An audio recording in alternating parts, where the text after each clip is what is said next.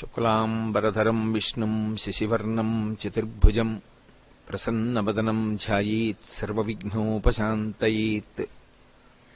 గురుర్బ్రహ్మా గురుర్విష్ణుః గురుర్దేవో మహేశ్వరః గురుః సాక్షాత్ పరబ్రహ్మ తస్మై శ్రీగురవై నమః. వ్యాసాయ విష్ణురూపాయ వ్యాసరూపాయ విష్ణవే నమో వై బ్రహ్మనిధయే వాసిష్ఠాయ నమో నమః. కూజంతం రామ రామీతి మధురం మధురాక్షరం ఆరుహ్య కవితాశాఖాం వందే వాల్మీకి కోకిలం. జై శ్రీరామ్ అండి. బ్రహ్మశ్రీ చాగంటి కోటేశ్వరరావు గారి సుందరాకాండ 29వ భాగం ఇప్పుడు మొదలవబోతుందండి. జై శ్రీరామ్.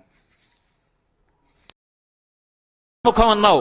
ఒక వానరుడి యొక్క తేజస్సు చూసినప్పుడు నేను జ్ఞాపకానికి వస్తాను. వానర ముఖాలతో వచ్చినటువంటి వాళ్ళ వల్లనే లంకాపట్టణం సర్వనాశనం అయిపోతుంది, శపిస్తున్నానన్నారు. కాబట్టి కిమీష భగవాన్ నంది భవే సాక్షాత్ విహాగత ఏన శప్తోస్మి కైలాసే మయా సంచలితే పురా. ఒకవేళ ఆ మహావానరం వచ్చిందా ఏమి, శాపాలన్నీ కడిపి కట్టి కుడపడం ప్రారంభిస్తున్నాయి ఇంకా. కాబట్టి ఆయన వంక చూసి కించిత్ భయపడ్డాడు. జీవితంలో మొట్టమొదటిసారి అసలు ఒకరిని చూసేటప్పటికే భయపడ్డాం. శంకాహృతాత్మా దధ్యౌస, మనసులో శంక బయలుదేరింది. ఈయన తేజస్సు ఏమిటి ఇలా ఉంది, ఈయన తేజస్సు చూస్తే భయం వేస్తోందే అనుకున్నాడు. తాను మాట్లాడితే గౌరవానికి తక్కువని తాను మాట్లాడకుండా ప్రధానమంత్రి ప్రహస్తుడి వంక తిరిగి సంజ్ఞ చేశాడు. ప్రహస్తుడా, నువ్వు మాట్లాడు, ఎక్కడి నుంచి వచ్చింది ఈ వానరం అడగమన్నాడు. ప్రహస్తుడు లేచి, ఓ వానరమా భయపడకు, మా ప్రభు దయాశాలి, పరమధైర్యవంతుడు, అపారమైన పరాక్రమశాలి, 3 లోకములను గెలిచినవాడు. నిజం చెప్పావా ప్రాణభిక్ష పెడతాడు, నిజం చెప్పలేదా కుత్తుక ఉత్తరిస్తాడు. నువ్వు అగ్నిహోత్రుడి పనుపున వచ్చావా, దేవేంద్రుడి పనుపున వచ్చావా, రాముడి పనుపున వచ్చావా, శ్రీ మహావిష్ణువు పనుపున వచ్చావా, ఎవరి పనుపున వచ్చావు, ఎవరి దూతవి, ఎందుకు వచ్చావు, మా ప్రభువుకి అత్యంత ప్రీతిపాత్రమైనటువంటి ప్రమదావనాన్ని ఎందుకు భంజించావు, ఆయన కామించిన సీతమ్మతో ఏం మాట్లాడావు, ఎందుకు మాట్లాడావు, ఏం చేశావు, అన్నీ కూడా నిజం చెప్పు. నిజం చెప్పావా ప్రాణం దక్కుతుంది, నిజం చెప్పలేదా నీ ప్రాణములు దక్కవు. మా ప్రభు ఎదురుగుండా నిలబడి ఉన్న సత్యాన్ని మాట్లాడు అన్నాడు. ప్రహస్తుడి వంక చూసి నవ్వి అన్నాడు, నీతో మాట్లాడడానికి కోసం నేను ఇక్కడికి రాలేదు, రావణుడితో మాట్లాడడానికి వచ్చాను. నీతో కాదు చెప్పవలసింది, రావణాసురుడితోటే చెప్తాను తిన్నగా. నేను వచ్చింది ఎవరి పనుపున వచ్చానంటే విష్ణువు పనుపున, శివుడి పనుపున, బ్రహ్మ పనుపున, ఇంద్రుడి పనుపున, అగ్ని పనుపున, దేవతల పనుపున వచ్చినవాడను కాను. నేను నిక్కచ్చిగా వానరుణ్ణి. నేను వానర ప్రభు అయినటువంటి సుగ్రీవుడి పనుపున వచ్చాను. భ్రాతుశ్రుని సమాదేశం సుగ్రీవస్య మహాత్మనః. సుగ్రీవుని యొక్క సోదరుడు అయిన ఓ రావణ విను నేను చెప్పిందన్నాడు. సుగ్రీవుడికి ఎలా సోదరుడయ్యాడు రావణాసురుడు? భ్రాతుశ్రుడి సమాదేశం ఎలా అన్వయం అవుతుంది అంటే ఎత్తి పొడిచాడు మహానుభావుడు హనుమ. ఒకానొకప్పుడు వాలి ఈ రావణాసురుడు కలిపి సంధి చేసుకున్నారు. ఏమని అంటే, లోకంలో ఎక్కడ ఏ అపురూపమైన స్త్రీ కనపడినా, ఎక్కడ ఏ అపురూపమైన వస్తువు కనపడినా మనిద్దరం ఎత్తుకొద్దాం, మన ఇద్దరికి అదే పని, ఇద్దరం ఎత్తుకొద్దాం, ఎత్తుకొచ్చినవి ఇద్దరం అనుభవిద్దాం, నేను అనుభవించి నీకు ఇస్తాను, నువ్వు అనుభవించి నాకి, ఇది మన ఇద్దరి మధ్య ఒప్పందం అని అపవిత్రమైన ఒప్పందం చేసుకున్నారు. మన ఇద్దరం అన్నదమ్ముల్లా బతుకుదామని చెప్పి సంధి చేసుకున్నారు. మరి రావణాసురుడు వాలిని అన్నదమ్ముళ్లా చూస్తే వాలి తమ్ముడు సుగ్రీవుడు ఏమవుతాడు? సోదరుడేగా అవుతాడు. అందుకని భ్రాతుశ్రుని సమాదేశం సుగ్రీవస్య మహాత్మనః. సుగ్రీవుడు నీ సోదరుడు పంపిన సందేశం విను. ఒకటి అంతర్లీనంగా ఏమిటి, మా సుగ్రీవుడికో లక్షణం ఉంది, ముందు రాయబారం పంపిస్తాడు, చెప్తే సరే, లేకపోతే రాముణ్ణి తీసుకొచ్చి చంపిస్తూ ఉంటాడు. వాలిని అలాగే చంపించాడు సోదరుణ్ణి, తర్వాత నిన్ను ఇలాగే పంపిస్తాడు. ఇది అంతర్లీనమైన ప్రతిపాదన, అది సుందరకాండ, అది సౌందర్యం. ఒక్క వాక్యంలో ఇన్నిటిని గుప్పిస్తారు చేసి ఆ రావణుడి వంక చూశారు. నీకు తెలియదా రావణ, తెలియనట్టు నన్ను ప్రశ్నలు వేస్తామే, నేను సుగ్రీవుడి పనుపున వచ్చాను, నేను రామదూతని. అక్లిష్టకర్ముడైనటువంటి రామచంద్రమూర్తి హేళగా కష్టం లేకుండా ఏ పనులనైనా నిర్వర్తించగలడని నీకు తెలుసు. దశరథ మహారాజు గారు అయోధ్యానగరాన్ని రాజధాని చేసుకుని కుమారులు కలగలేదని అశ్వమేధం చేసి పుత్రకామేష్టి చేస్తే దేవతల యొక్క అనుగ్రహం చేత కలిగినటువంటి నలుగురు కుమారులలో రామలక్ష్మణ భరత శత్రుఘ్నులలో పెద్దవాడైనటువంటి రామచంద్రమూర్తి పరమధర్మాత్ముడు, సుగుణాభిరాముడు. అటువంటి రాముడు తండ్రిని సత్యవాక్యమునందు నిలబెట్టడం కోసం భార్య అయిన సీతమ్మతో తమ్ముడు లక్ష్మణస్వామితో కలిసి అరణ్యవాసానికి వచ్చినప్పుడు దండకారణ్యంలో తస్య భార్య వనేనష్ట సీతామపహృత, నువ్వు సీతమ్మ తల్లిని అపహరించావు, వైదేహస్య సుత రాజ్ఞా జనకస్య మహాత్మనః, ఆమె విదేహ వంశానికి చెందినటువంటి జనక మహారాజు గారి యొక్క కుమార్తె. అటువంటి సీతమ్మని ఆ తస్య భార్య వనేనష్ట సీతా పతిమనువ్రత, పతిని అనుసరిస్తున్నటువంటి మహాపతివ్రత అయినటువంటి సీతమ్మ తల్లి యొక్క జాడ నీకు తెలుసు. ఎందుకంటే ఆవిడిని అపహరించి తెచ్చి దాచావు. నాకు తెలియదు అంటావేమో, లక్షితేయం మయా సీత తథా శోకపరాయణ గృహ్యయాం అభిజానాసి పంచాస్యమివ పన్నగీం. సీతమ్మని నువ్వు అపహరించి తెచ్చి ఎక్కడ దాచావో అక్కడికి వెళ్ళి నేను సీతమ్మని చూసొచ్చాను. సీతమ్మ అంటే నువ్వు అనుభవించదగిన సామాన్యమైనటువంటి అతివా అనుకుంటున్నావు. ఆమె 5 తలల పాము. నువ్వు విషం కలుపుకున్న అన్నాన్ని ఎదురుగుండా పెట్టుకున్నావు. తెలియక సీతమ్మ జోలికి వెళ్ళావు. నిష్కారణంగా మృత్యువు పొందుతావు. నేను పొందననుకుంటున్నావేమో. నిన్ను తోకకి చుట్టి 4 సముద్రాల్లో ముంచినటువంటి వాడు వాలి. ఆ వాలిని ఒక్క బాణంతో కొట్టి చంపినటువంటి వాడు రామచంద్రమూర్తి. ఆ రామచంద్రమూర్తి యొక్క ఇల్లాలు సీతమ్మ. ఆ సీతమ్మ జోలికెళ్ళి బ్రతికి బట్టగట్టగలిగినటువంటి వాడు లోకంలో ఎవరైనా ఉంటాడా? నాకు బ్రహ్మగారి వరాలున్నాయి, నన్నెవ్వడు ఏమీ చేయలేడు అనుకుంటున్నావేమో. తృణభూతాహితామన్యే ప్రాణినో మానుషాదయ అని నువ్వు బ్రహ్మగారి దగ్గర వరం అడిగావు. నేను నరవానరుల యొక్క పేరెత్తను, వాళ్ళు నాకు తృణంతో సమానం, అందుకని వాళ్ళ చేతిలో మృత్యు ఉండకూడదన్న వరాన్ని నేను అడగనని తృణప్రాయంగా వాళ్ళ పేర్లు విడిచిపెట్టావు. సుగ్రీవో నహిదేవోయం నాసురో నచరాక్షస నదానవో నగంధర్వో నయక్షో నచపన్నగ. సుగ్రీవుడు రాక్షసుడు కాడు, దేవత కాడు, గంధర్వుడు కాడు, కిన్నెరుడు కాడు, కింపురుషుడు కాడు. కాబట్టి సుగ్రీవుడు నువ్వు అడిగినటువంటి వరాల జాబితాలోకి రాడు. పూర్ణమైనటువంటి వానరుడు, మా ప్రభువు. కాబట్టి వానరుడి చేతిలో మరణిస్తావు. రాఘవో మానుషో రాజన్ సుగ్రీవస్య మహాత్మనః. రాముడు పరిపూర్ణమైనటువంటి మనుష్యుడు. 12 నెలలు కౌసల్య గర్భవాసం చేసి పైకొచ్చాడు. తతశ్చ ద్వాదశే మాసే చైత్రే నామమికే తిథౌ నక్షత్రేతి తదైవచ్చే సోచ్య సంస్థేషు పంచషు గ్రహేషు కర్కటే లగ్నే వక్పతాం విద్యునా సహ ప్రోద్యమానే జగన్నాథం సర్వలోక నమస్కృతం అంటారు మహర్షి బాలకాండలో. 12 నెలలు కౌసల్య గర్భవాసం చేసి 5 గ్రహములు ఉచ్చస్థితిలో ఉండగా చైత్రమాసంలో నవమి తిథి నాడు మధ్యాహ్నం వేళ ఆవిర్భవించినటువంటి మహానుభావుడు. ధనుర్వేదమంతా తెలుసున్నవాడు, బ్రహ్మాస్త్రం ఎరిగినటువంటి వాడు. అటువంటి రామచంద్రమూర్తి నీ మీదకి యుద్ధానికి వస్తే తట్టుకుని నిలబడగలిగినటువంటి శక్తి రావణ నీకుందా? నిలబడగలవా? పైగా సీతమ్మ ఎవరనుకుంటున్నావు? ఆవిడ 5 తలల పాము, మహాపతివ్రత. ఆవిడని తీసుకొచ్చి బాధ పెట్టినందుకు, ఆవిడ కన్నుల వెంట నీరు కారినందుకు నిష్కారణంగా ప్రాణాలు కోల్పోతావు. తదేవ ఫలమన్వేతి ధర్మస్యా ధర్మనాశనః ప్రాప్తం ధర్మఫలం తావద్భవతా నాత్ర సంశయః. ఇవాళ ఇంత కీర్తిని పొందావు, ఇన్ని భోగాలు అనుభవిస్తున్నావు, ఇంత సంతోషంగా ఉన్నావు. దానికి కారణం నువ్వు చేసినటువంటి తపస్సు, నువ్వు చేసినటువంటి పుణ్యం, నువ్వు చేసిన ఆరాధన. వాటన్నిటి వల్ల కాంచలలంకాధిపత్యం పొందావు. ఇంతమంది భార్యలతో రమించావు, ఇంతమంది పరివారానికి నాయకుడవయ్యావు, ఇంత రాజ్యాన్ని పరిపాలన చేశావు.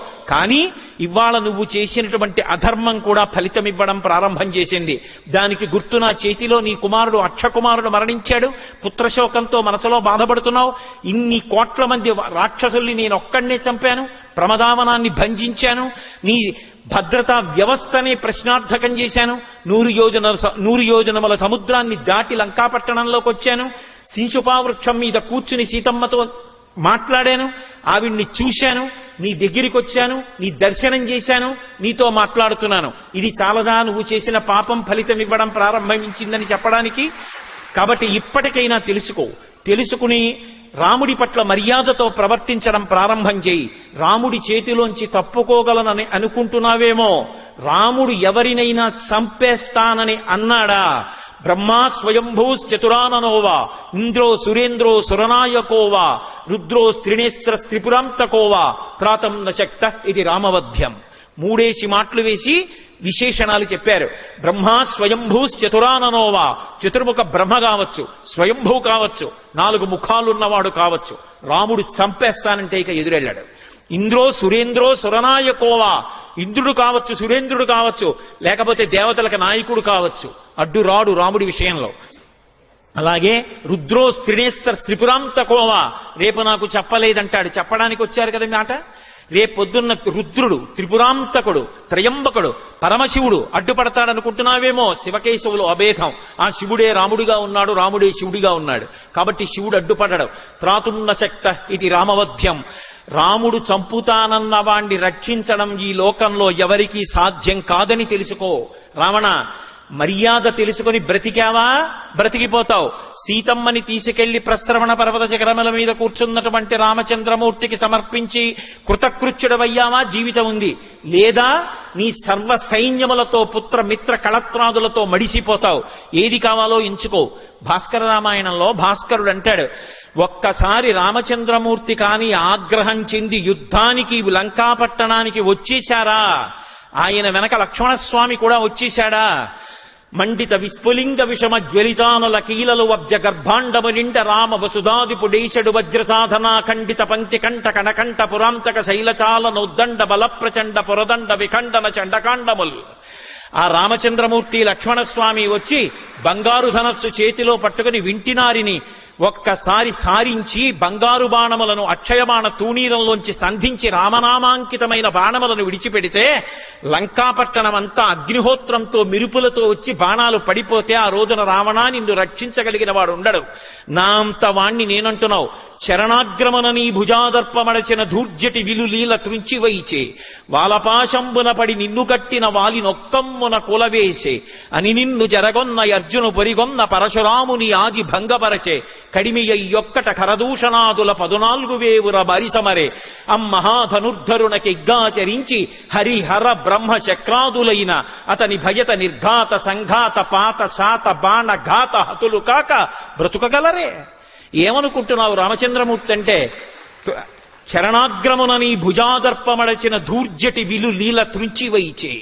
ఒకనొక నాడు కైలాస పర్వతాన్ని కదిపేస్తాను, పార్వతీ పరమేశ్వరుడు ఏకాంత విహారంలో ఉండి నా విమానం ఆపారని నువ్వు 20 చేతులు కైలాస పర్వతం కింద పెట్టి కదిపే ప్రయత్నం చేస్తే ఎవడురా నీచుడు పర్వతాన్ని కదుపుతున్నాడని కాలి బొటన వేలితో నొక్కాడు.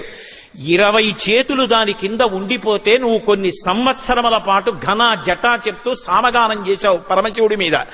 నువ్వు చేసినటువంటి రవానికి నీ ఏడుపు 3 లోకాలు తల్లడిల్లిపోయింది. రావణ అని పిలిచి శివుడు బొటనవేలు ఎత్తాడు.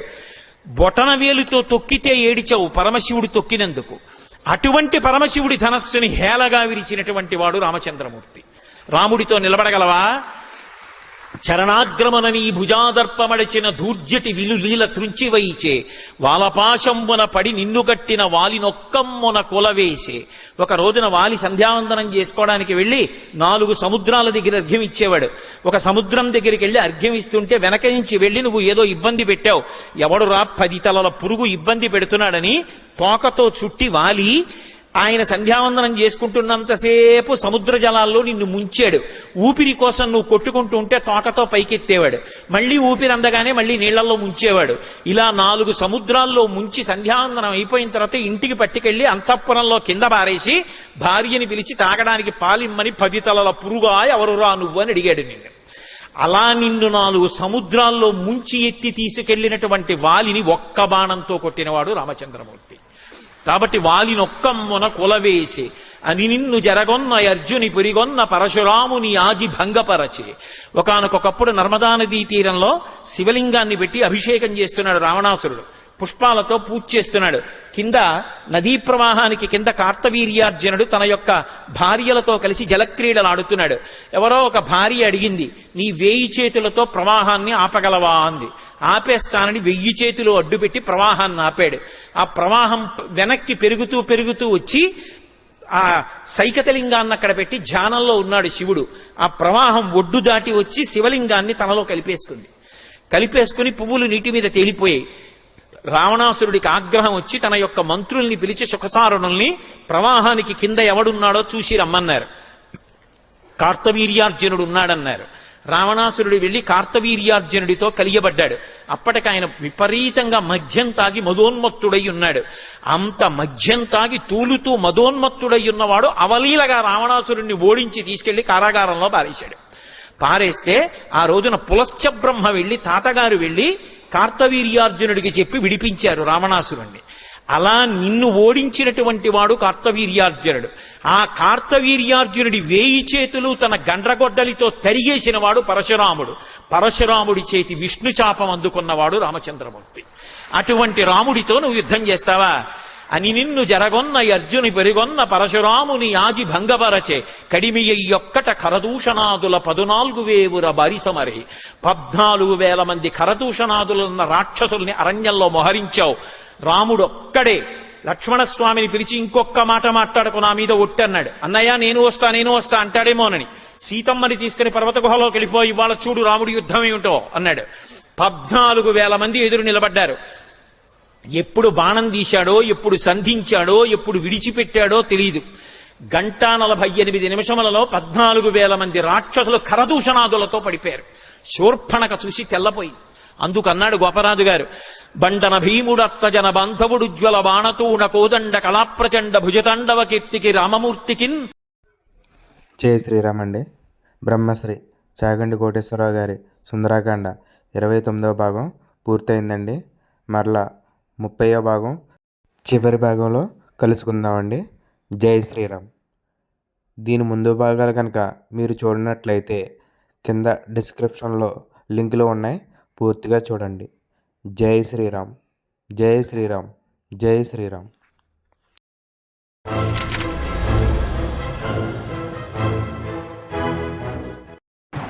హాయ్ ఫ్రెండ్స్, మా ఛానల్ని ఇప్పుడే సబ్స్క్రైబ్ చేసుకోండి, బెల్ ఐకాన్ మోగించండి మరియు లైక్ చేయండి, షేర్ చేయండి.